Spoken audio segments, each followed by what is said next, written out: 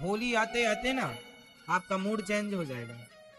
केवल मौसम चेंज होता है ऐसा नहीं साहब, हमारे तीज त्योहार हमारे मस्तिष्क से भी, हमारे शरीर के वाइब्रेशन से भी जुड़े होते हैं, हमारे विचारों से भी जुड़े होते हैं। आप देखें ना, कभी गौर करना इस बात पर, जैसे ही फागुन आएगा, माघ के बाद क्या आएगा? बोलो बोलो मेरी माँ। फागुन का महीना पवन करे शोर, जिया रे झूमे ऐसे जैसे मन में नाचे मोर। बोलो शोर।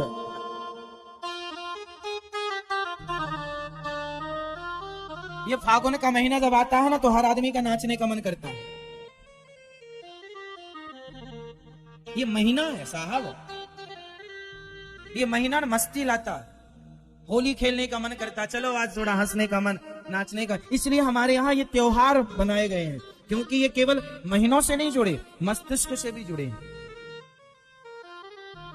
क्या सही है? फागुन में अब तो देखो जमाना बदल गया साहब। नहीं, पहले गांव में ना होली होती थी। होली कैसी? फाग होती थी, फाग। आप में से कितने लोग जानते हैं फाग होती थी? गांव गांव में ना फाग होती थी। गांव के लोग थाली लोटा ले जाते और बजाते थे,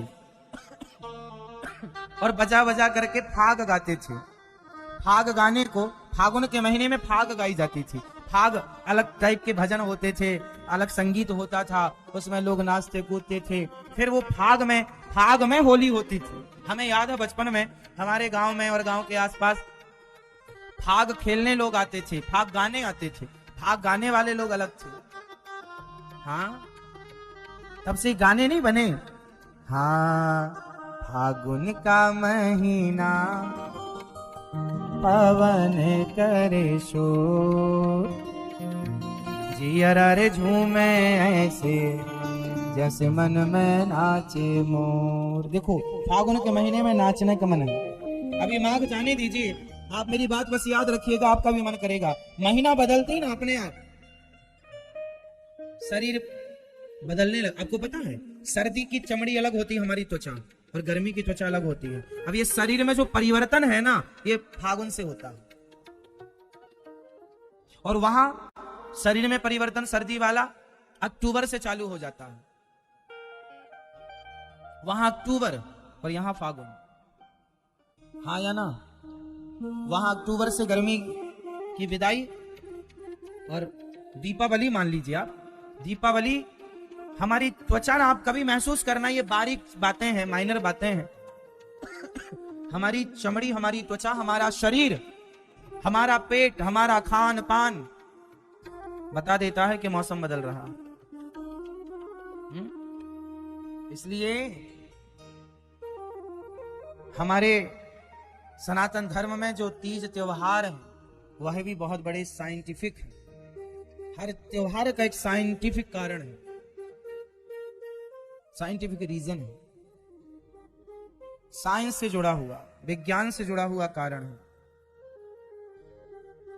ठीक, चलो आगे चलते हैं। तो सुखदेव भगवान ने राजा परीक्षित जी को भागवत सुनाई। 7 दिन का ही उनके पास समय था, इसलिए 7 दिन की सुनाई।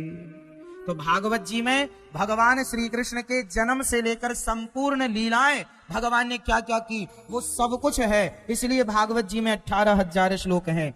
और भगवत गीता में सिर्फ ज्ञान दिया, उसमें भगवान के चरित्र नहीं है कि भगवान ने माटी खाई, भगवान ने माखन चुराया। ये सारी लीलाएं गीता जी में नहीं है, ये भागवत जी में। इसलिए भागवत और भगवत गीता दोनों अलग अलग सब्जेक्ट हैं।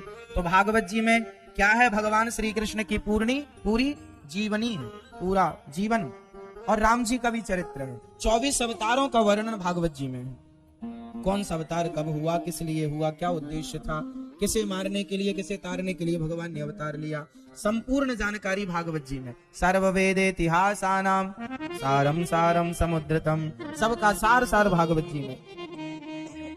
कोई 18 पुराण ना पढ़ पाए तो भागवत जी को पढ़ ले, 18 पुराणों का सार भागवत जी में मिल जाएगा, गीता का सार मिल जाएगा भागवत जी में, है ना। अब गीता और भागवत जी आप ना पढ़ पाए तो एक और ग्रंथ है श्री रामचरितमानस, जिसमें सबका निचोड़ है और हिंदी में है। ये संस्कृत में कुछ शायद आपकी समझ में ना भी आए, पर वो बिल्कुल हिंदी में, अपनी मातृभाषा में, अवधी भाषा में। बताओ रामचरितमानस किसने लिखी? आप बताओ, रामचरितमानस किसने लिखी बेटा?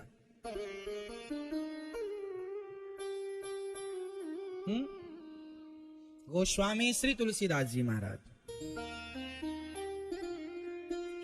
रामचरितमानस किसने लिखी? गोस्वामी श्री। जब भी अपने से महापुरुषों का नाम लिया करो, श्री जरूर लगाया करो फर्स्ट में। श्री गोस्वामी श्री तुलसीदास जी महाराज। और रामायण किसने लिखी? श्री वाल्मीकि जी। ठीक है, चलो क्लियर हुआ। अब चलते हैं। भागवत जी में 6 अध्यायों की महिमा है और 6 अध्यायों में व्यास जी ने कहा सच्चिदानंद रूपाय विश्वोत्पत्त्यादि हेतवे तापत्रय विनाशाय श्री कृष्णाय वयं नुमः।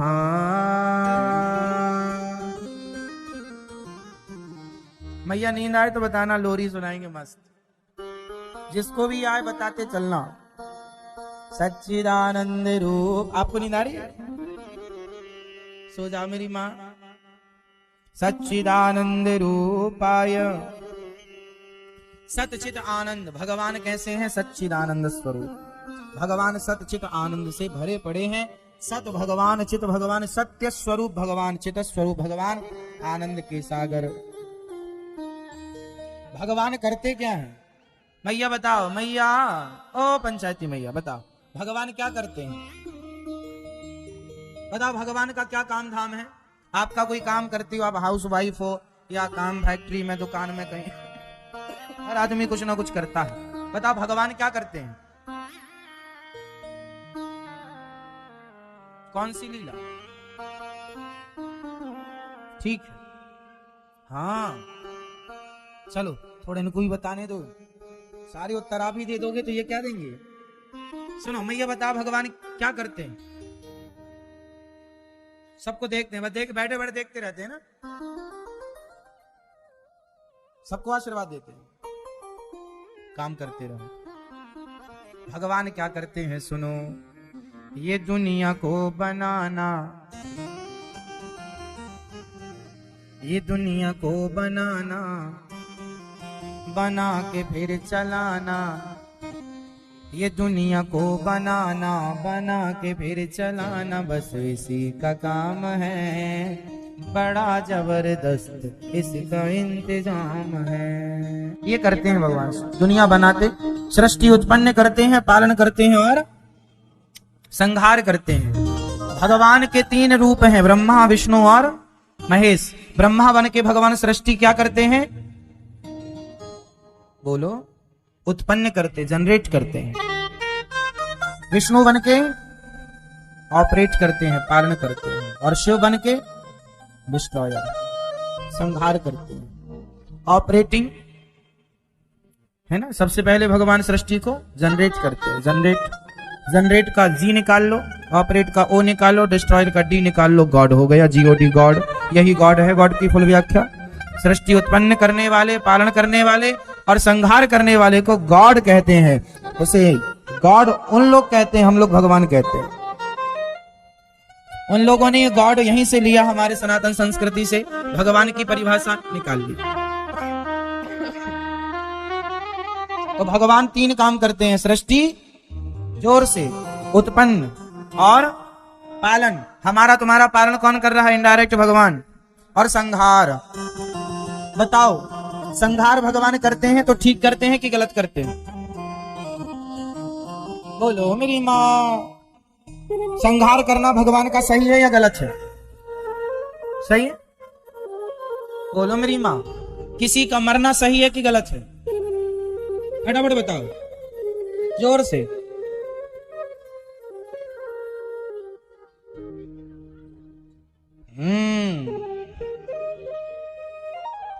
बताओ, जो लोग मरते हैं, भगवान, लोग कहते हैं ना भगवान ने मार दिया, तो भगवान ने मारकर सही किया कि गलत किया? बोलो बेटा, आप बताओ, उनको बताने दो, बताओ। भगवान संहार करके सही करते हैं, गलत करते हैं? सोचो, थोड़ी देर के लिए मान लें कि भगवान संहार ना करते। यदि संहार ना करते तो आपकी सासों के पांव पड़ते पड़ते आप सबकी कमर टूट जाती। अब तक सारी सासों बैठी होती घर में, मरती ही ना कोई सास। सही है? सोचो कि यदि मृत्यु की व्यवस्था ना होती तो अभी आपकी सास की सास की सास की सास सब जिंदा बैठी, कोई छत में बैठी, कोई वहां बैठी, सब। हजारों सास किस किस के पांव छूती हैं आप?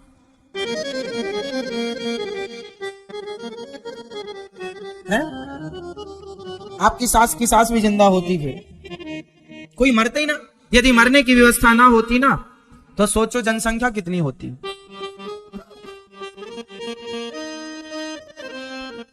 और सोचो कि अभी आपके पिता के पिता के पिता भी जिंदा होते ना तो वो आपको कुछ करने ही ना देते, सब मैं ही करूंगा, पूरी खेती जमीन जायदाद मैं ही कर लूंगा। वो आप पर कुछ ना कर पाते। अभी वो ही करते। बूढ़े लोगों को ना ये बड़ा होता है कि हम ही सब कर रहे, तुम कुछ ना करो। और सोचो आपके पिता के पिता के पिता भी सब जिंदा होते बुढ़ऊ, तो क्या कर रहे होते, है ना? इसलिए भगवान ने ये मृत्यु की व्यवस्था की, बहुत अच्छा। आओ और जाओ, एक तरफ से आओ, एक तरफ से। तो कोई आ रहा है कोई, ये व्यवस्था है। आप लोग कहते हैं फलाना मर क्यों गया? अरे मरे ना तो क्या हो, फिर विवाद पूरा खचाखच भर जाए, उंगली रखने की जगह ना मिलती यदि आज तक कोई मरता ना तो। पूरी पृथ्वी में आदमी आदमी होते हैं, खड़े होने की भी जगह ना होती। इसलिए भगवान की बढ़िया व्यवस्था है, एक तरफ से आओ, एक तरफ से जाओ। अब आप लोग कितने दिन के लिए आए हैं धरती में, बताओ? हाँ, नहीं पता, हमें पता, हम बता रहे हैं। अधिक से अधिक आप 100 साल के लिए आए हैं, इससे ज्यादा क्या? मैया कितने की हो गई आप? कितने? 40 साल की हो? कितने साल की हो? 5 साल की? 50? 75? 75 साल की? अब बताओ कितना बचा आपका? देखो थोड़ी बहुत बचा, अब क्या है? आदमी को ना डरने लगने लग जाता है, मर ना जाए हम, मर ना जाए हम, मर ना जाए हम, मरना, लेकिन क्या करूं, मरना पड़ता है। समय, अब देखो 75 साल के कोई हो गया, 80 साल का हो गया, 80 साल के बाद बचे ही कितना? इसलिए अब जिंदगी से मोह छोड़ दो और मन भगवान में पूर्ण रूप से लगाओ। अब तो हम भगवान के हैं। मरने से सब जग डरा, मेरे मन आनंद, कब मरी हूं कब भैटी हूं, पूरन परमानंद। मरने से डरना नहीं चाहिए, अरे मरने में भी उत्साह होना चाहिए। चलो अब आगे चलेंगे, यहां से आगे चलो, क्या क्या होता देखते हैं सब। अच्छे कर्म करने वाला, मैया किसको फोन लगाने लग गई आप? देवताओं को?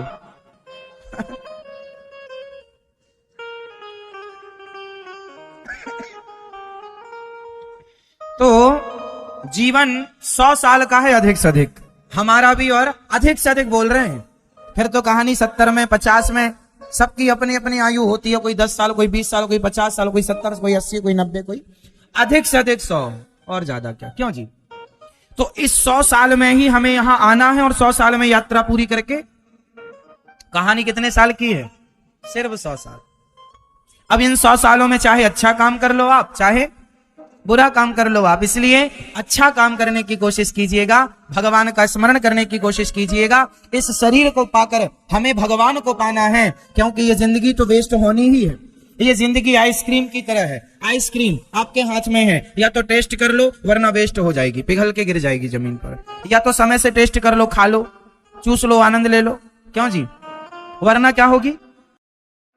बस ये जिंदगी है, चाहो तो इस जिंदगी का टेस्ट ले लो भगवान के चिंतन में लगा करके, वरना वेस्ट तो हो ही जाएगी संसार के भोगों में, जा ही रही गई बहुत थोड़ी बची, नारायण अवचेत काल चिरैया चुग रही, निस दिन आयु खेत। बहुत चली गई, आपके 70 साल चले गए, मतलब बहुत चले गए, बचा थोड़ा सा, हाथी निकल गया, पूंछ पूंछ बची जरा सा। इसलिए समय का दुरुपयोग ना कीजिए। हमारे जीवन में 365 दिन का एक साल होता है लगभग, क्यों जी? सही है, बोलो हाँ, जल्दी बताओ हाँ। 365 गुणित आप 70 साल करो, कितना आता? कैलकुलेटर निकाल लो, कितना आता मैया? गणित निकाल के बताओ जल्दी हमें, 70 साल का हिसाब बताओ। 80 का निकाल लो, 100 का निकाल लो। मुझे लगता है लगभग 30,000 के लगभग, या 30,000 दिन होंगे, 30-35 हजार के बीच में सिमट जाएगी बात। निकाला किसी ने? चलो मैया, हम कैलकुलेटर निकालने का कह रहे हैं, मैया झोला लेके जाने लगी हमारे, तुम्हारा जी क्या हिसाब लगाएं। सुनो, हमारे जीवन में दिन गिने चुने हैं, 365 दिन से एक भी दिन एक्स्ट्रा नहीं है ना? यदि आप 70 साल के हैं, उम्र 70 वर्ष की है, लगभग 30,000 दिन मिलेंगे आपको, लगभग, कुछ कम ज्यादा हो जाएगा, आप हिसाब लगा लो।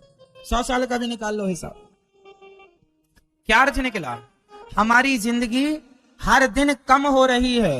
आज का सूर्यास्त होते ही हमारे जीवन से एक दिन और माइनस हो गया, कल का दिन निकलते ही एक दिन और, तो हम बढ़ नहीं रहे हैं। हमारी दौलत भले बढ़ जाए पर हम घट रहे हैं, आपकी दौलत भले बढ़ती रहे पर आप घट रहे हैं। इसलिए दौलत सारी जिंदगी कमाना, सारी जिंदगी आप दौलत कमाना, और सारी जिंदगी की दौलत यमराज जी को देकर कहना कि हे यमराज जी, सारी दौलत से हमें एक दिन दे दो, तो सारी दौलत से एक दिन खरीद ना पाओगे आप, बताओ हाँ या ना? सारी कमाई देकर आप क्या एक दिन खरीद पाओगे? अपनी जिंदगी खरीद पाओगे? धन से संसार की वस्तुएं आती हैं साहब, जिंदगी नहीं आती। इसलिए जिंदगी अनमोल है, इसलिए एक दिन को हंसते मुस्कुराते गुजारना चाहिए, भगवान के चिंतन में वेस्ट ना करो, आनंद लो, टेस्ट लो इसका। ये जिंदगी बड़ी अनमोल है, और सबसे कीमती आपकी जिंदगी, आपका वक्त, आपका समय है, वो आपके पास है, हाँ या ना? इसलिए जीवन में सदा पॉजिटिव रहो, और कभी ये ना कहो कि हम गरीब हैं, हमारे पास कुछ नहीं है। आप कई बार कहते हैं हमारे पास कुछ नहीं है, हम बड़े गरीब हैं। कुछ नहीं है का सवाल नहीं है साहब, जो है आप उसमें प्रसन्न रहिए, जो नहीं है उसके पीछे मत दौड़िए। विडंबना ये है कि आज हम लोग जो हमारे पास है हम उसका ध्यान नहीं करते, हम उसमें खुश नहीं है, जो नहीं है उसके पीछे भाग रहे, ये और मिल जाता, ये और मिल जाता, और उसकी चाहत में हमने अपने जिंदगी के सारे दिन खर्च कर दिए, और वो सारे दिन चले गए, अब वो कहां से लाओगे? वो तो मिली नहीं वस्तु, या मिल भी गई तो क्या करोगे? इसलिए प्रसन्न रह लो, जिंदगी में जिंदगी का राज पाना चाहिए, जिंदगी में जिंदगी को मुस्कुराना चाहिए, और जिंदगी में जिंदगी की शर्त पूरी ना हो तो जिंदगी को जिंदगी से रूठ जाना चाहिए। इसलिए जिंदगी है, प्रसन्न रहने के लिए मिली है, खुश रहो।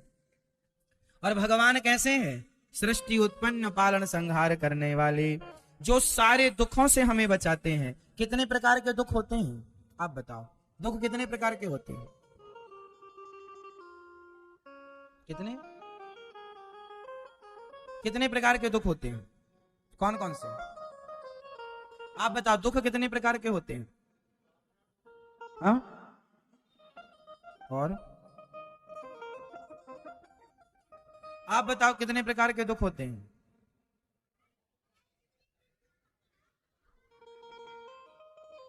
आप बताओ कितने प्रकार के दुख होते हैं? 3 प्रकार के दुख होते हैं।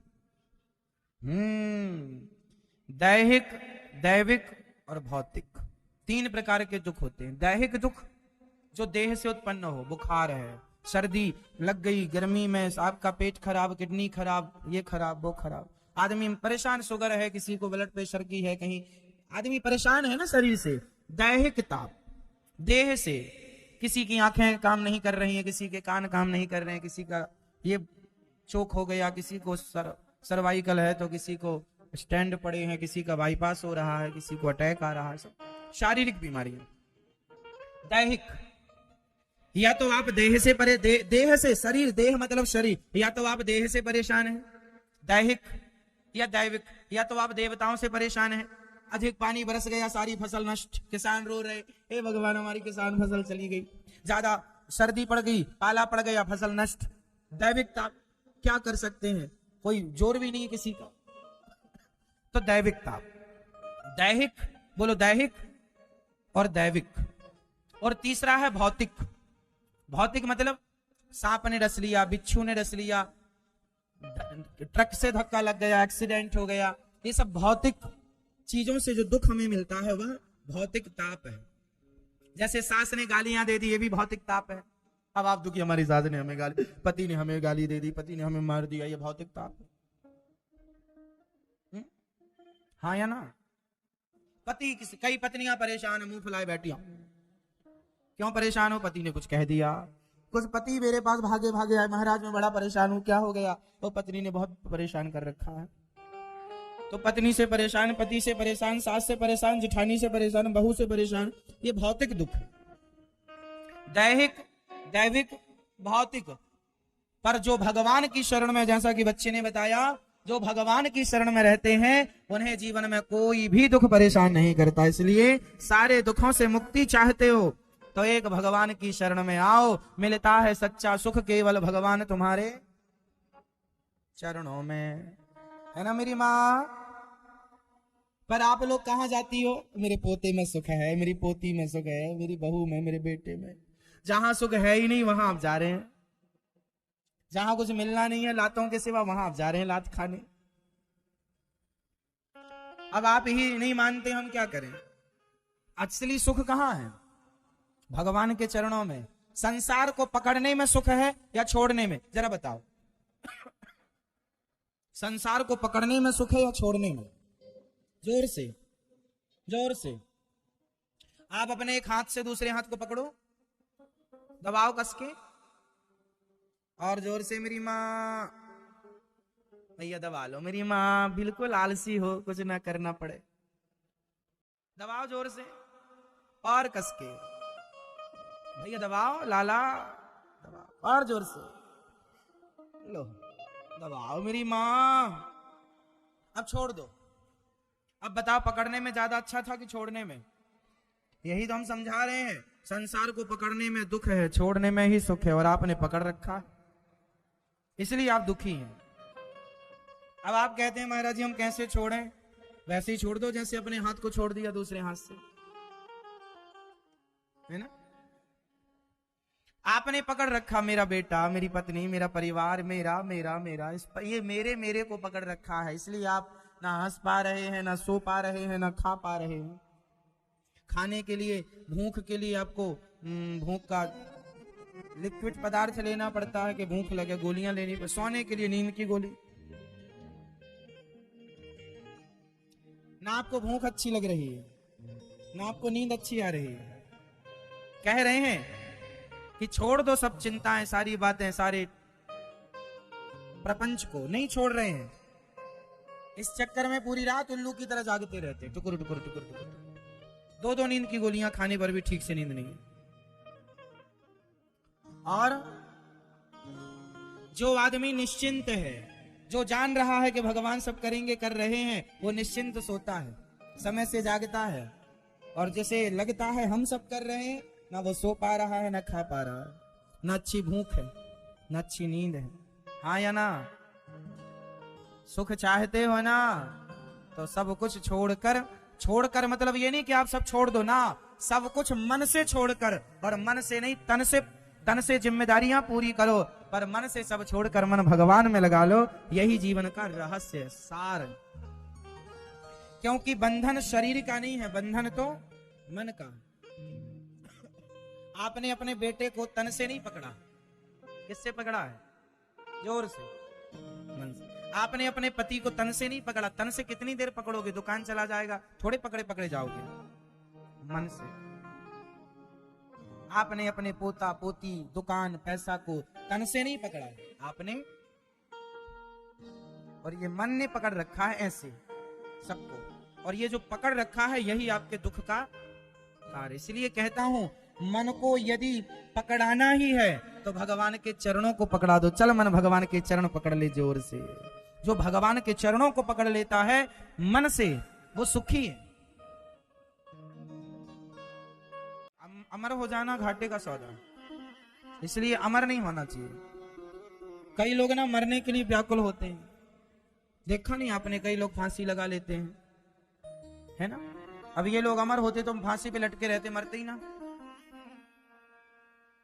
इसलिए ये जो हमारा जीवन है ना, ये बहुत 100 साल बहुत, 80 साल बहुत।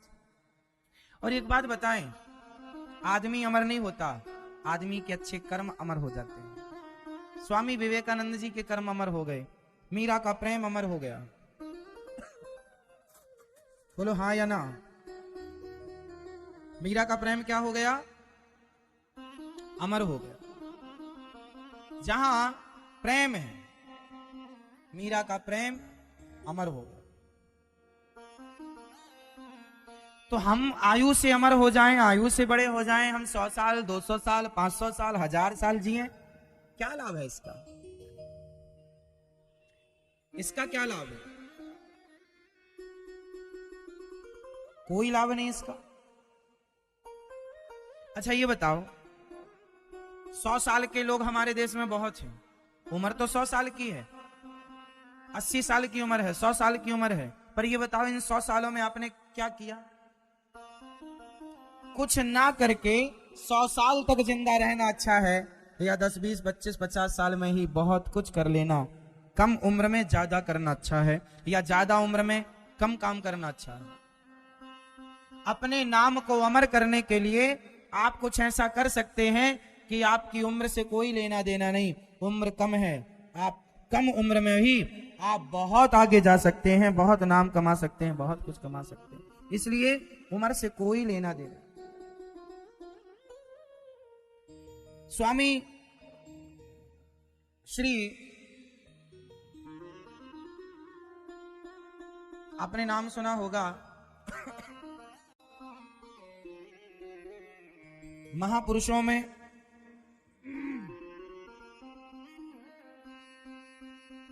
आदि शंकराचार्य, आद्य शंकराचार्य।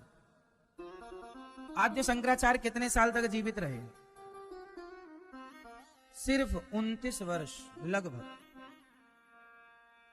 29 साल में तो वो चले गए, लेकिन 29 साल में इतना कुछ करके गए कि उनके जाने के आज हजारों साल बाद भी उन्हें लोग याद कर रहे हैं। आद्य शंकराचार्य जी, नाम सुना होगा कभी? आद्य शंकराचार्य, जिन्होंने मंडन मिश्र से शास्त्रार्थ करके उनकी पत्नी को उन्हें हराया था। बड़ी बातें हैं, बड़ी चर्चाएं हैं। आद्य शंकराचार्य कितने साल में चले गए? 29। 30 साल की उम्र होती है, 29 साल। इतने में इतिहास रच के चले गए। काम बहुत कर लिया कम उम्र में। बस आपको भी यही करना है। उम्र से फर्क नहीं पड़ता कि आपकी एज क्या होनी चाहिए, कितना जीना। हम क्या करेंगे ज्यादा जी के? जीवन में जो पाने आए हैं बस वो पालो, अपने उद्देश्य अपने लक्ष्य पूरे कर लो, और लक्ष्य सबका एक ही होना चाहिए, और है ईश्वर की प्राप्ति। अब किस रास्ते आप जाके पाते हैं, सबके रास्ते अलग अलग हैं, पर पाना उसी को। मीरा ने किसे पाया? भगवान को, तो पाकर अमर हो गई ना।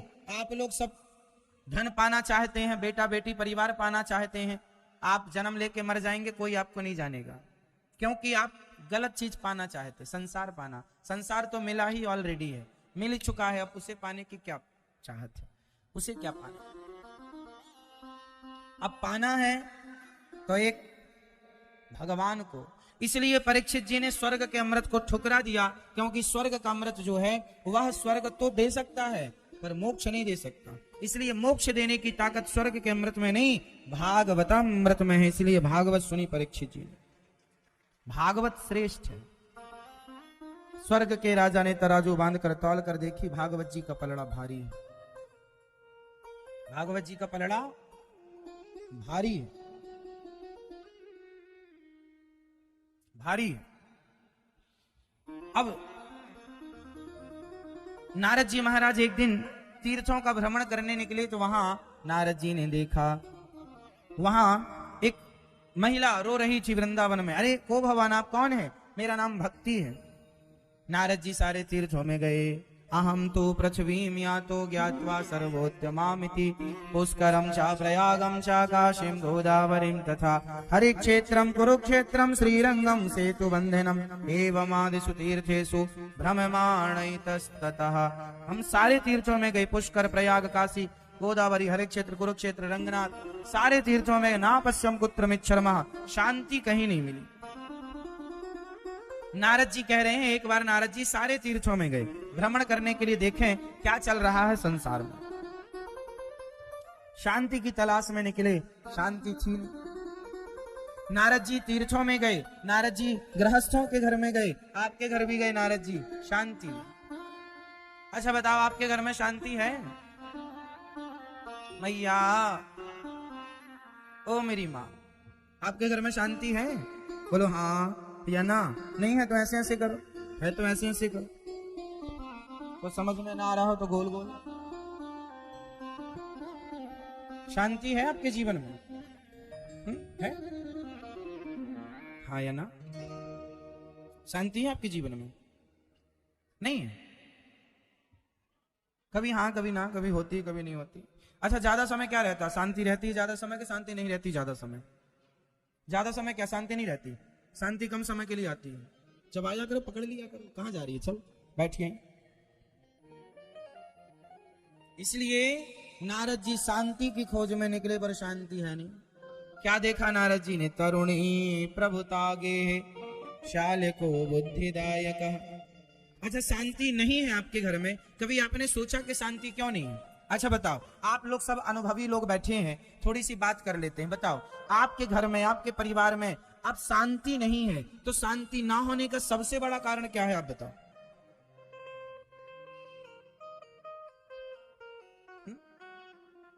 मन कारण, ठीक है। घर में, परिवार में शांति ना होने का सबसे बड़ा कारण क्या है? आपकी ओर से उत्तर मिला मन। आपकी तरफ से क्या है?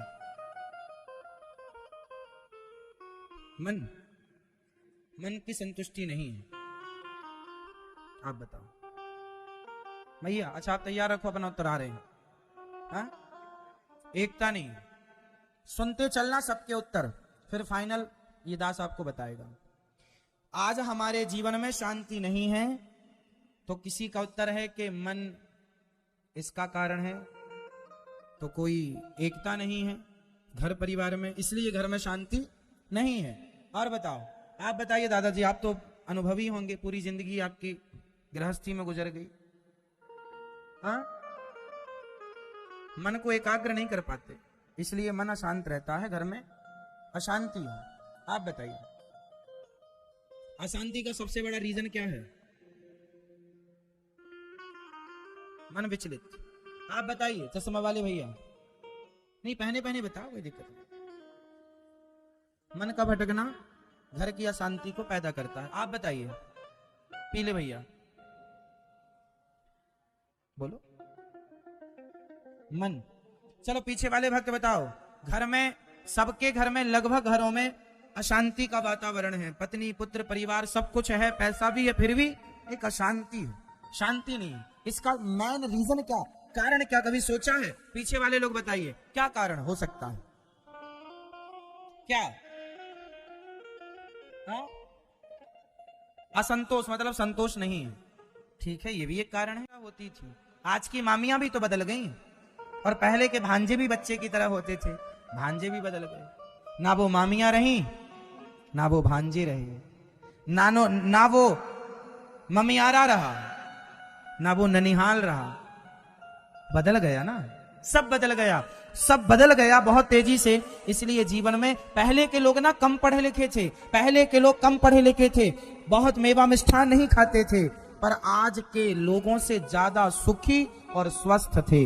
आप आज जितना मेवा मिष्ठान खा रहे हैं, उतने ही बीमार हैं आप, उतने ही परेशान हैं आप। पहले के लोगों में, पहले के घर कच्चे थे पर रिश्ते पक्के थे। आज घर पक्के हैं, रिश्ते कच्चे हैं। आज रिश्ते इतने कच्चे हैं। हम जब छोटे थे, छोटे मीन्स जब आप 10 साल के थे, मेरी उम्र में जितने लोग हों यहाँ, आप दादाजी बैठे हैं, बताओ आज के 40 साल पहले, 30 साल पहले, अरे छोड़ो 20 साल पहले, क्या किसी पति पत्नी के बीच में तलाक की बातें आप सुनते थे? 25-30 साल पहले ये तलाक जैसी बातें ना के बराबर कहीं बड़े बड़े शहरों में देखने को मिलती थी। हमारे यहां तो नहीं सुना कभी किसी ने। 100 गांव में किसी के घर तलाक जैसी बीमारी नहीं पहुंची, और आज हर गांव में 2-4 तलाक के केस मिल जाएंगे। हर सोसाइटी में 2-4 जगह तलाक मिल जाएगा। पहले रिश्ते बनाए जाते थे साहब, तोड़ने की कोई व्यवस्था नहीं थी। आज बनाने के पहले तोड़ने की बातें चालू हो जाती हैं कि भाई एक लड़का को देखने लड़की वाले आए, एक लड़के को देखने लड़की वाले आए, तो लड़का बड़ा योग्य था, पढ़ा लिखा, कमाता भी था। तो लड़की के पिता ने कहा हमें तो सरकारी लड़का चाहिए जो सरकारी जॉब करता हो। तो पूछा गया कि आपको सरकारी जॉब वाला क्यों चाहिए? अरे बोले लड़की यदि सरकारी जॉब वाला मिलता है ना और लड़का कल को मर जाता है तो बहू को, हमारी बेटी को पेंशन तो मिलेगी उसकी। मतलब अभी बेटी का ये विवाह करने गया है कि बेटी को विधवा करने गया है।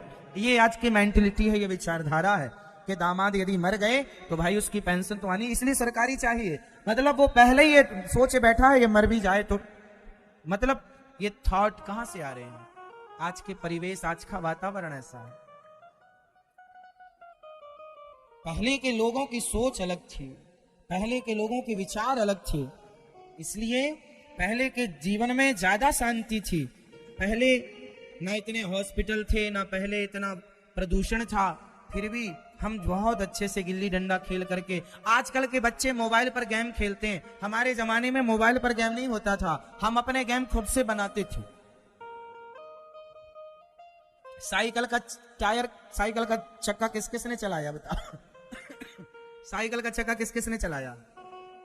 पूरी सड़क में जब छुट्टी होती थी ना, निकालो अपना साइकिल का टायर, ले दौड़ता हुआ पूरे गांव की 10 परिक्रमा लगाई, सबसे बड़ा खेल था, सबसे बड़ा, है ना। अब बताओ उसमें कितना स्वास्थ्य, हम लोग 20-20 रोटी खा जाते थे बिना बादाम, बिना काजू, बिना पिस्ता के, खूब ताकत। और आज के बच्चे बादाम खा रहे हैं फिर भी आंखों का चश्मा नहीं उतर रहा। हमारे जमाने में बादाम देखने को नहीं मिलती थी। क्या बादाम होती, क्यों जी, बड़े लोग खाते थे बस बादाम। पहले बच्चों को कहां से, दिन भर बैठे हैं या कंप्यूटर में या मोबाइल में गेम चल रहा है। हमारे गेम कैसे थे? वो बैलगाड़ी होती थी, बैलगाड़ी में पहिया में ना लोहे का एक रिंग होता था, उसके पहिए को मेंटेन करने के लिए हम लोग चोरी से वो रिंग निकाल लेते थे, और रिंग निकाल के लोहे का एक तार बनाते थे, उससे फंसाकर उसको चलाते थे, या तो साइकिल का या तो, और वो पूरे, और जहां से निकल जाए ना पूरे गांव उसकी आवाज जाती थी, है ना, वो चलाते थे।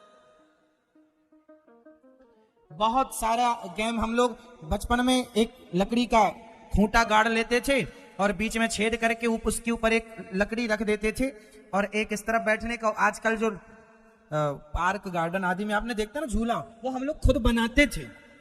वो आजकल जो आप बना बना आर्टिफिशियल देखते हैं लोहे का, वो हम लोग बनाते थे लकड़ी का, कुल्हाड़ी से स्वयं बनाते थे, स्वयं बनाते थे। और उसमें हमारे समय पर गेम खुद बनाने पड़ते थे।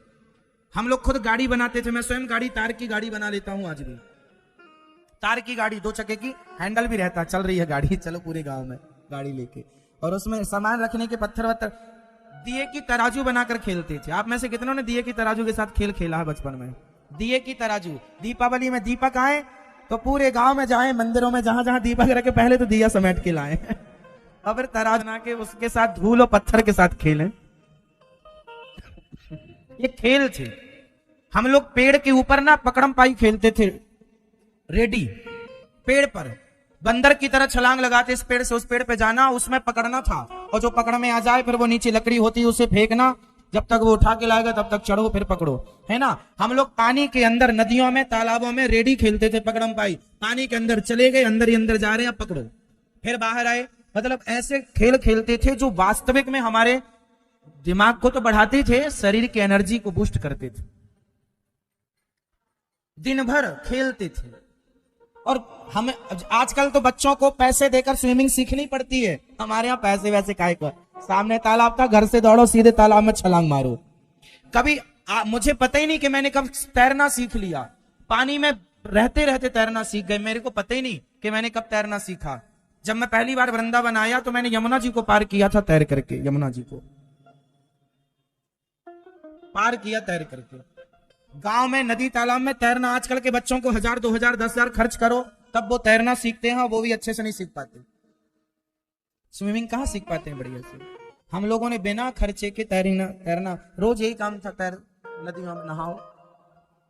तो कहने का मतलब ये है आजकल जितने हम मोबाइल इंटरनेट से जुड़ रहे हैं हम खोखले होते चले जा रहे हैं। इसलिए बच्चों को थोड़ा इन चीजों से दूर करके आप माँ बाप को चाहिए कि जो पुराने गेम थे, पुराने खेल थे, वो बच्चों को खिलाओ। बताओ आपने वो खेला है, एक पत्थर पे 7 पत्थर रख के ऊपर गेंद से मारना, खूब खेला होगा। लड़कियों के गेम अलग हुआ करते थे, लड़कियां अलग खेलती रहा करती थी, लड़के अलग खेलते रहा करते थे। लड़कियां वो अपना बना लेती थी नीचे और पांव उठा के एक पांव से लंगड़ी खेलती रहती थी। तो हमारे यहां बच्चों में आज चाहिए, हम लोग कंचे खेलते थे, निशाना लगाते थे, बड़ी दूर का निशाना हम मार लिया करते थे कंचे से, गिल्ली डंडा खेलते थे। पर कुछ गेम ऐसे हैं, कुछ खेल ऐसे हैं जो बच्चों को आपको सिखाना चाहिए, पुरानी बातों से बच्चों को रूबरू कराना चाहिए, जिससे बच्चों का शरीर पुष्ट हो। आज आप देख रहे हैं छोटे छोटे बच्चों को चश्मा लग रहा है। हमारे जमाने में साहब गांव में चश्मा किसी के पास हुआ करता था, कोई बूढ़ा कोई तो चश्मा, काहे का चश्मा।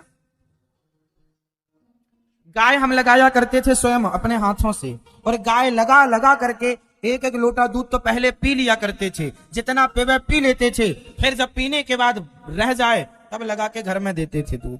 क्यों देते थे? एक दिन माने का सारा दूध तू ही पी लेता, तो क्या करे, चराते भी हम थे गाय, तो जब चराते थे तो दूध पिएंगे, हमारे पीने से बचेगा तो लेना। तो गाय बहुत थी, कितना दूध पिएंगे, एक गाय का पूरा पी गई, मतलब लगाओ और पियो, लगाओ और पियो। वो दूध सबसे पौष्टिक होता, आपको पता है? पका हुआ दूध वो नहीं होता जो लगाकर तुरंत छान कर आप पी लो। ताजा दूध जो लगा गर्म होता ना, गुनगुना होता, वो दूध लगाओ और पी लो। वो दूध पके हुए दूध से कई गुना गुणकारी होता, पर आप लोगों का वो दूध कहाँ नसीब होगा। अच्छा, लगाने के यदि 10 मिनट बाद भी आप पिएंगे तो 10 मिनट बाद फिर पका के ही पीना पड़ेगा, क्योंकि दूध में कुछ बैक्टीरिया से होते हैं जो तुरंत जन्म ले लेते हैं, इसलिए पकाना पड़ता है दूध को। तो जब आप तुरंत लगाएंगे और तुरंत पिएंगे ना, तो बैक्टीरिया एक्टिव नहीं हो पाएंगे और आप पी लेंगे। तो छान कर तुरंत आप पी लीजिए, वो दूध सबसे गुणकारी और लाभकारी और हेल्दी है। इसलिए अब वो खान पान कहाँ रहा, आप कहाँ पाएंगे ऐसा दूध कि लगाओ और पियो। आप में से कितनों को गाय लगानी आती है? किसी को नहीं? आपको गाय लगानी आती है? आती है? देखो आप लोगों को नहीं आती, जबकि हमें गाय भैंस सब लगानी आती है। हमारे यहाँ गाय भी थी, भैंस भी थी, और सारी गाय भैंस का दूध ये दासी लगाता था। गायों के लिए चारा लाना, गायों को चराना, गायों की खाना पीना और उनका दूध, पूरा काम हमारा था। सारा काम करते थे और सारा काम करके पढ़ते थे। आजकल के बच्चों का कोई काम नहीं है पढ़ने के सिवा। हम लोगों के जमाने में सारा काम हम लोगों को करना पड़ता था। स्कूल भी जाओ, पढ़ो भी, और गाय भी चराओ, गाय के चारा भी लाओ, सारे काम भी घर के कुछ करो, कुछ करना पड़ता था और पढ़ना भी पड़ता था। और लाइट का भी भरोसा नहीं, मिट्टी के तेल की डिब्बी सामने रख के पढ़ना पड़ता था। हाँ, मिट्टी के तेल वाली डिब्बी जानते हैं ना, लालटेन इत्यादि। लालटेन तो कहाँ थी, मिट्टी के तेल। तो काम जीवन में करना पड़ता है और पढ़ना पड़ता है। जो बच्चे काम करके पढ़ते हैं ना, वो अच्छा पढ़ते हैं। पहले के लोग काम भी करते थे। मुंशी प्रेमचंद्र की हिस्ट्री पढ़ लीजिए आप, मुंशी प्रेमचंद्र को पढ़ लो आप। मुंशी प्रेमचंद्र जी कोई अमीर आदमी नहीं थे। इतनी बढ़िया पंच परमेश्वर जैसी, गबन गोदान जैसे उपन्यास लिखे, और मुंशी प्रेमचंद्र जी जिनकी पंच परमेश्वर नाम की कहानी आज भी पढ़ाई और सराही जाती है। आज भी सबको, आप में से बहुत लोगों को पंच परमेश्वर की अलगू चौधरी, जुम्मन से खाला जान, बताओ किस किस को याद है ये कथा? मुंशी प्रेमचंद्र जी की पंच परमेश्वर कहानी किस किस को याद है? किस किस को याद है? हाथ उठाओ। 6वीं क्लास में, 7वीं क्लास में थी हमारे पाठ में, हिंदी की बुक में, पाठ 25 में। आपको याद नहीं? हम तब की देखो, हमने पढ़ाई जो की ना, हमें पहली कक्षा से लेकर जो हमने पढ़ा है आज तक हमें याद है। हर दिन हमने क्या पढ़ा, लगभग कुछ पल याद रह जाते हैं ना हर क्लास के, हमें याद है। पहली पढ़ने गए थे, दूसरी पढ़ने गए, तीसरी, चौथी, पांचवी, छठी, सातवीं, सारी पढ़े कम है, पर जो पढ़ा है याद किया, आज भी याद है। हमारे मास्टर जी जो पढ़ाते थे, गुरु जी जो पढ़ाते थे, सब याद था। हमारे पिताजी किसानी भी करते थे, गेहूं, चावल, धान, गेहूं, धान, चने, मसूर, सब खेती होती है हमारे यहाँ। तो हमने सारी खेती करना भी आता है। खेती, खेत में जाके हमने फसलें भी काटी हैं, थ्रेसर में गहाई भी की है, बोरे भी उठाए हैं। और 200 लोगों का 1 कुंटल आटा जानते हैं कितना होता है? 1 कुंटल आटा की रोटी, मैं एक बार बैठ जाऊं तो 1 कुंटल आटा की रोटी बेल करके उठता हूं, बना करके उठता हूं। इतनी रोटी में बनाया हूं। जब मैं गुरुकुल पढ़ने आया ना, तो यहां बनाना पड़ता रहा भोजन, तो मेरे से भोजन बनाना भी आता था, सीखा हमने। हम केवल पढ़ाई ही नहीं किए, हमने जीवन में जीवन का अनुभव लिया है। जिंदगी शिक्षा से नहीं, अनुभव से चलती है। इसलिए आज के पढ़े लिखे लोग फेल इसलिए हो जाते हैं क्योंकि शिक्षा तो है, प्रैक्टिकल नहीं है आपके पास, अनुभव नहीं है आपके पास। और हम लोगों ने जीवन जीने का पढ़ाई के साथ अनुभव लिया है। रोटी बनाना मेरे को आता है, सारा भोजन बना लेता हूं। 200 लोगों का, 300 लोगों का भोजन, आश्रम में तो बहुत लोगों का बनाना पड़ता था, सबका बनाता था, खुशी खुशी बनाता था। 1-1 कुंटल आटा मारना पड़ता था, गूंथना पड़ता था, 1-1 कुंटल आटा। और रोटी बनाओ, सेको, सेकने वाले हैं तो बेलना है अपने को, आपको बस बेलते रहो। तो हमने जीवन में ये सारे काम किए, और ये सारे काम करते हुए पढ़ाई की, जो टूटा फूटा पढ़ा। और आज के बच्चों को केवल पढ़ना होता है, फिर भी वो पढ़ नहीं पाते। आज बच्चों को कोई दबाव नहीं है ना, माँ बाप का कोई काम नहीं कराते माँ बाप के, चलो भैया पढ़ जा। हमारे समय पे काम भी हमें करना है, पढ़ना भी हमें। और आजकल तो माँ बाप कहते हैं पढ़, उस जमाने में माँ बाप ये नहीं कहते थे पढ़, अपनी जिम्मेदारी से पढ़ना पड़ता था। पढ़ो तो पढ़ो, ना पढ़ो तो ना पढ़ो। माँ बाप का इतना प्रेशर नहीं था आज की तरह कि पढ़ो, पढ़ना ही पड़ेगा, इतने नंबर लाना ही पड़ेगा, ये कोई दबाव नहीं था। पढ़ना ही पड़ेगा ऐसा नहीं। आजकल तो अलग व्यवस्थाएं हो गई हैं, हमारे जमाने में कुछ नहीं था। हमारे जमाने में अलग, हमारे जमाने में हम जब बैग लेकर जाते थे ना स्कूल का, तो स्कूल का बैग लेकर जाते थे। आजकल तो आप बैग खरीद के ले आते हैं, 100 रुपए का, 500 रुपए का, 1000 रुपए का स्कूल का बैग मिलता है। हमारे जमाने में बैग ऐसे नहीं मिलते थे पैसों से। हम लोग बोरी होते, बोरी, सीमेंट वाली बोरी, जब सीमेंट खाली हो जाती तो बोरी के हम लोग फिर सीमेंट वाला बोरी जानते हैं, सीमेंट खाली हो गई बोरी, उस बोरी के बैग बना लेते थे। उसको बीच से फाड़ लिया, बीच से काट लिया, एक उस तरफ पकड़ने का बना लिया, एक इस तरफ बना लिया, पुस्तक रखी, झोला टांगे, चलो, ये बैग था। आज के फैशन वाले बैग काहे के ड्रेसअप, बड़ा जीवन में स्ट्रगल करना पड़ता है साहब सबको। आप ये मत सोचिएगा केवल जीवन में, आपके जीवन में स्ट्रगल है ना, आप जितना तपेंगे। एक बात बताएं, जब घोड़सवार घोड़े पर बैठता है ना, तो घोड़सवार घोड़े को मारता है, मैया ओ मेरी माँ जगाओ। घोड़सवार जब घोड़े पर बैठता है तो घोड़े को मारता है, बताओ किस लिए मारता है? बताओ आप। घोड़सवार जब घोड़े पर बैठता है तो किस लिए मारता है? घोड़े को लगता मारता है, घोड़े को लगता हमें कष्ट दे रहा है, पर वो भूल जाता है घोड़ा कि जो तेरे ऊपर मालिक बैठा है, तुझे इसलिए मार रहा है, तुझे इसलिए परेशान कर रहा है ताकि तू जीत जाए। तुझे जिताने के लिए तुझे कोड़े मारता है, तुझे कष्ट होता है, पर ये जीत जाता है।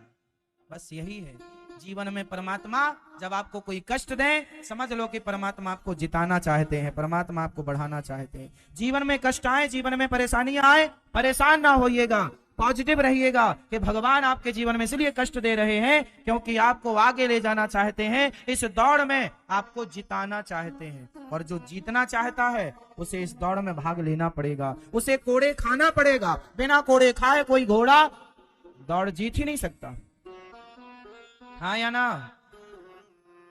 तो यदि आप दौड़ में भाग लेना चाहते हैं तो जीवन में आने वाली मुश्किलों से घबराना नहीं है, उन मुश्किलों का सामना करना है, पॉजिटिव रहना है, दिमाग को ठंडा रखना है और अपने लक्ष्य तक पहुंचे बिना ना आपको पलट कर देखना है, ना आपको विश्राम करना है। राम काज कीन है बिनु मोहि कहां विश्राम। जो अपने लक्ष्य को साध कर आगे बढ़ता है, बिना यहाँ वहां देखे सीधे चलता है, वो लक्ष्य तक पहुंचता है। आपको पता है घोड़े को कभी देखा? जो घोड़े होते हैं ना, उनके जो मालिक होते हैं घोड़े के चलाने वाले, वो आपने देखा होगा आंखों के पास एक यहाँ पे वो लगा देते हैं ऐसे। कभी देखा आपने? किस किस ने देखा है? वो क्या लगा, आंखों के पास ये क्या लगा देते हैं? इसलिए लगाते हैं कि घोड़ा यहाँ वहां देखेगा तो अपने लक्ष्य की तरफ आगे नहीं जाएगा। बात समझ में आई? जो बच्चे अपनी, जैसे माँ बाप ने कहा बेटा पढ़ने जाओ, तो लड़के लड़कियां पढ़ते कम है, किसी लड़के को किसी लड़की को ताकते रहते हैं, इनकी आंखें यहाँ ज्यादा जाती हैं, इसलिए इनके माँ बाप को भी इनकी आंखों में यहाँ पर अपने विवेक का ये कुछ लगा देना चाहिए, ताकि सीधा अपने, जो बच्चे अपने लक्ष्य की तरफ दृष्टि रखते हैं वो सफल हो जाते हैं, और जिनकी आंखें यहाँ वहां चली जाती हैं वो ना उनका भविष्य है कुछ, ना उनका जीवन है, ना वो घर के हैं ना वो घाट के हैं। इसलिए ना माँ निश्चित करेगी, ना बाप निश्चित करेगा तुम्हें कहां जाना है, आपको ही निश्चित करना पड़ेगा। मेरे पास कोई नहीं था बताने वाला, ना माँ ना बाप ना गुरु ना कोई, कि तुम्हें कहां जाना है। बस कृपा थी गुरुजनों की, माँ बाप का आशीर्वाद था, भगवान की कृपा से सही विचार आते चले गए। मैं सही विचार पर काम करता गया, और उन्हीं सही विचारों का परिणाम है कि आपकी सेवा और वृद्ध माओं की सेवा करने का भगवान ने ये दायित्व दिया है, अवसर दिया है। जीवन में आपका लक्ष्य सही, व्यर्थ में फिजूल खर्ची मैंने कभी नहीं किया। मैं मोबाइल पर कभी गेम नहीं खेलता। आजकल बूढ़ों को मैं देखता हूं मोबाइल पर गेम खेलते, महिलाओं को देखता हूं गेम खेलते, बच्चे लड़कियों को देखता हूं गेम खेलती हैं या खेलते हैं। मैंने अपने जीवन में मोबाइल पर गेम नहीं खेला, अपने काम पर ध्यान देता था, देता हूं, देता रहूंगा। इतना समय कहा कि गेम खेलने लग जाऊं। बच्चों को ना लड़कपन से संस्कार देना चाहिए, मेहनती बनाना चाहिए, और उन्हें बताओ कि 1 रुपए की कीमत क्या। आप लोग ना ये गलती करते हैं, बच्चों को ये एहसास नहीं दिला पाते कि 10 रुपए की वैल्यू क्या है। बताओ आप में से कितने माँ बाप हैं जो अपने बच्चों को एहसास दिला पाए कि 10 रुपए क्या होता है। अरे माँ बाप कमाते हैं, बेटे ने कहा आईफोन दिलाओ, माँ बाप दिला देते हैं, उसे पता ही नहीं कि ये 50,000 कहां से आए, ये लाख रुपए कहां से आए, उसे पता ही नहीं होता कि 1000 रुपए कैसे कमाए जाते हैं। एक बार तो ये बताओ उन्हें कि 10 रुपए की कीमत क्या है। मैंने बचपन में 7वीं क्लास में एक पाठ पढ़ा था, शायद 6वीं या 7वीं में, आज तक मुझे याद है, मैं आपको सुना देता हूं। एक राजा थे, उनका एक बेटा था।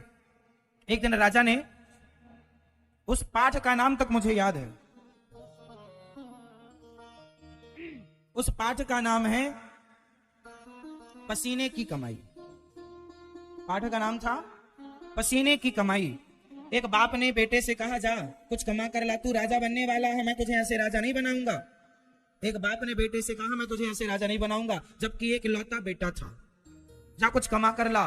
तो माँ के पास गया, माँ, पिताजी ने कहा कुछ कमा कर लाओ। क्या कमाऊं माँ? तू 2 रुपए दे दे।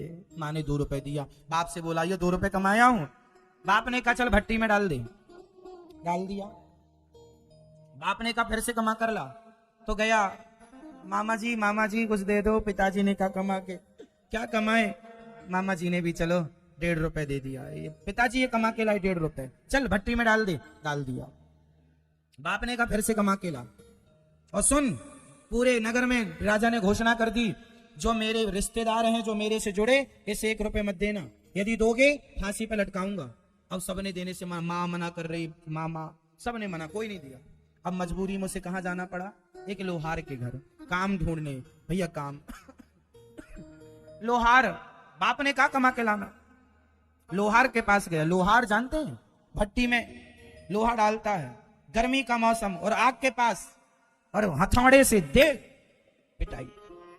उसने कहा भैया लोहार भैया हमें कुछ पैसे दे दो। पिताजी ने कहा कमा के लाना। लोहार बोला सुन, आज दिन भर मेरे साथ काम कर, मैं तुझे शाम को पैसे देता हूं।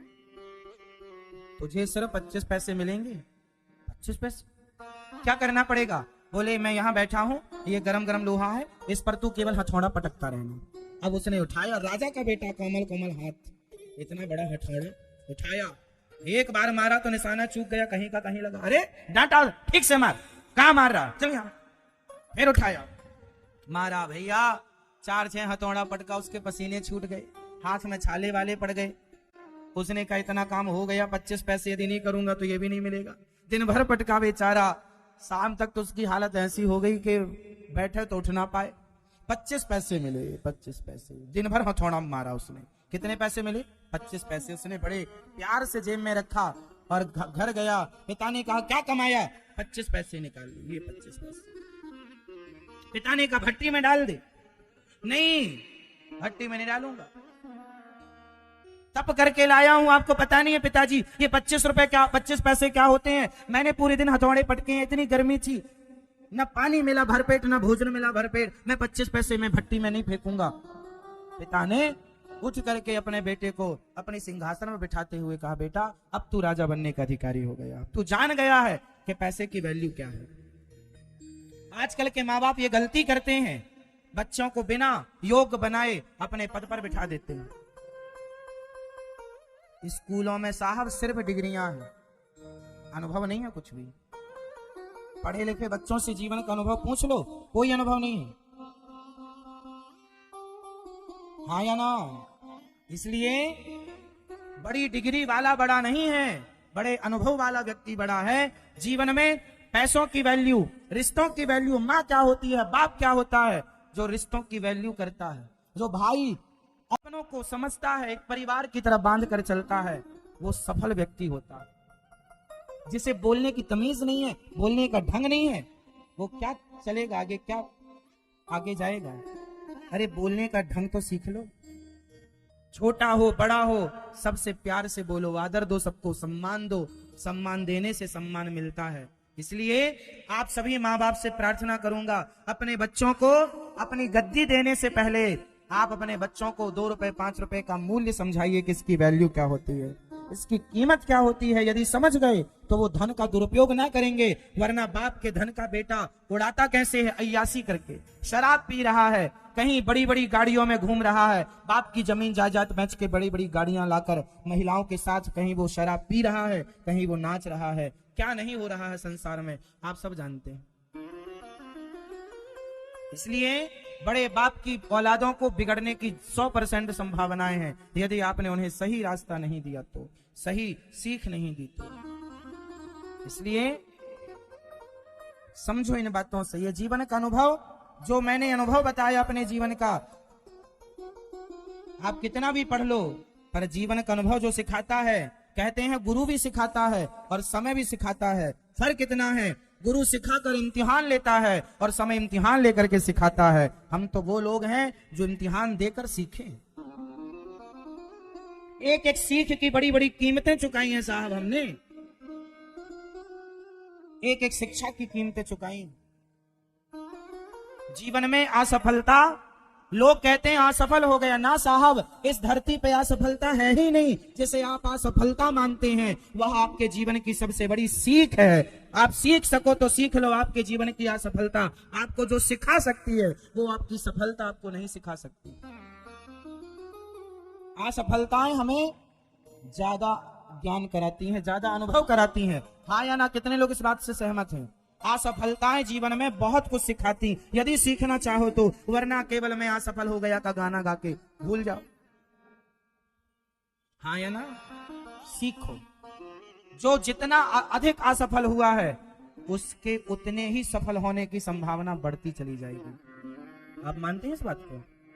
जो व्यक्ति जितना असफल हुआ है उसके सफल होने की उतनी ही संभावनाएं बढ़ती चली जाएंगी, क्योंकि उसे काम का अनुभव होता चला गया। इसलिए जीवन में बहुत चीजें स्कूल और कॉलेज और यूनिवर्सिटियों में हम नहीं सीखते जो रियल जिंदगी में सीखने को मिलती हैं।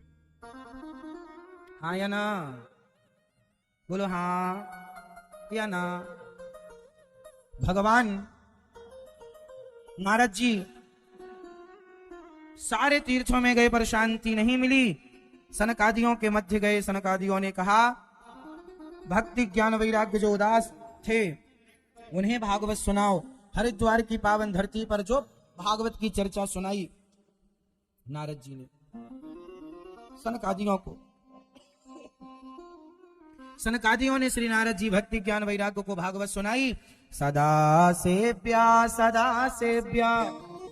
श्रीमद् भागवती कथा यस्याः श्रवण मात्रेण हरिश्चित्तम् समाश्रये। भागवत कितनी बार सुननी चाहिए हमें? बताओ आप बेटा, कितनी बार सुननी चाहिए? बोला आप, बताओ आप, आपके बगल में बताओ कितनी बार सुननी चाहिए? आपसे ही पूछ रहे हैं, बहन चश्मा लगाए बैठी हो, कितनी बार?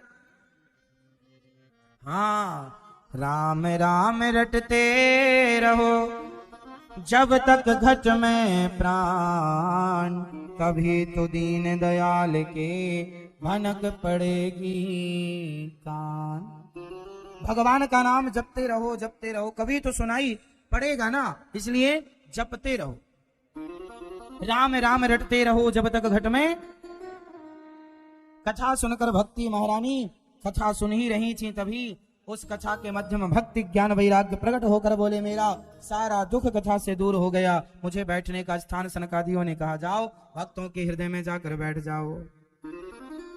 अब नारद जी ने एक सवाल किया, महाराज कोई पुण्यात्मा भागवत सुन के तर जाए, आश्चर्य नहीं, जिसने जीवन में पाप किया है क्या ऐसा पापी तरेगा? बोले हाँ, ये माने वह पाप कृतस्तु सर्वदा सदा दुराचारिरता विमार्ग गाः, क्रोधाग्निदग्धः कुटिलाश्च कामिनः, सप्ताह यज्ञेन कलौ पुनन्ति ते।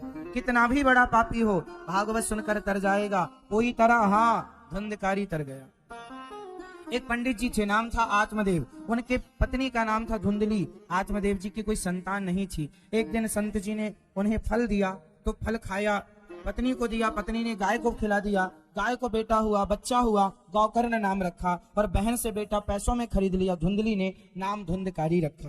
धुंधकारी ने बड़े होकर अपने माता पिता को बहुत सताया, बहुत मार लगाई, बहुत कष्ट दिया। एक दिन धुंधकारी अपने पिता को मार रहा था। जब पिता को मारने लगा तो पिता ने कहा, बेटा क्यों मार रहा है? बोले, जितने पैसे तुमने गड़ाए हैं सारे ला कर दो, दबाए हैं सारे ला कर दो। खूब धन मांगा, नहीं दिया पिता ने, पिता के पास था ही नहीं। देखो औलादें, देखो बच्चे अपने, कुछ माँ बाप, कुछ बच्चे ऐसे होते हैं जो अपने माता पिता को सताते हैं। आप में से कितने बच्चे अपने माँ बाप की सेवा करते हैं? हाथ उठाओ। आप में से कितनी बहुएं अपने सास ससुर की सेवा करती हैं? हाथ उठाओ। आप सास की सेवा करती हैं? सही है। आप कहाँ है आपकी सास?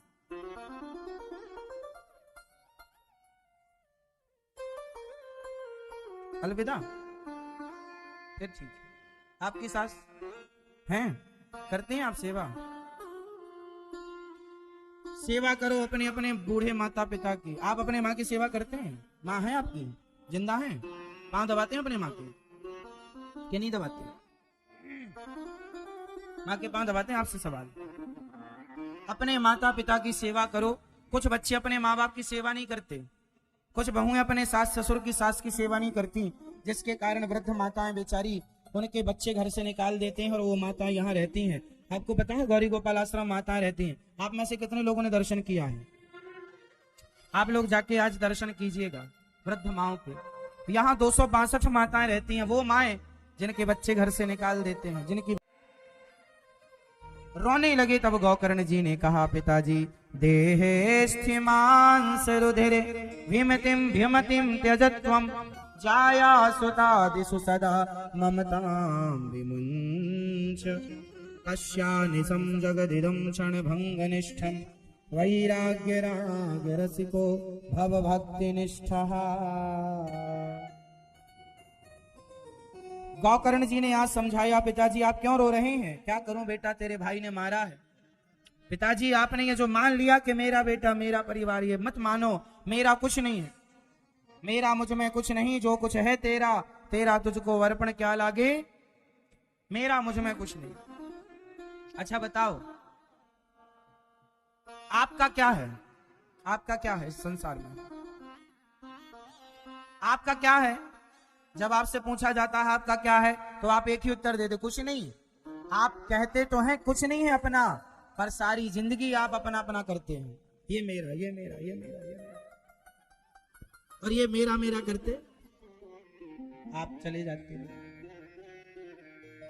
ये शरीर हमारा नहीं है। अच्छा बताइए, मेरा परिवार, बेटा बेटी पति पत्नी तो छोड़ दो, आपका ये शरीर भी आपका नहीं है क्या? जब आप मरेंगे तो आपका शरीर आपको छोड़कर जाना पड़ेगा। इसका मतलब ये शरीर भी अपना नहीं है। और हम सारी जिंदगी कहते हैं ये मेरा, ये मेरा, ये मेरा। हमारा क्या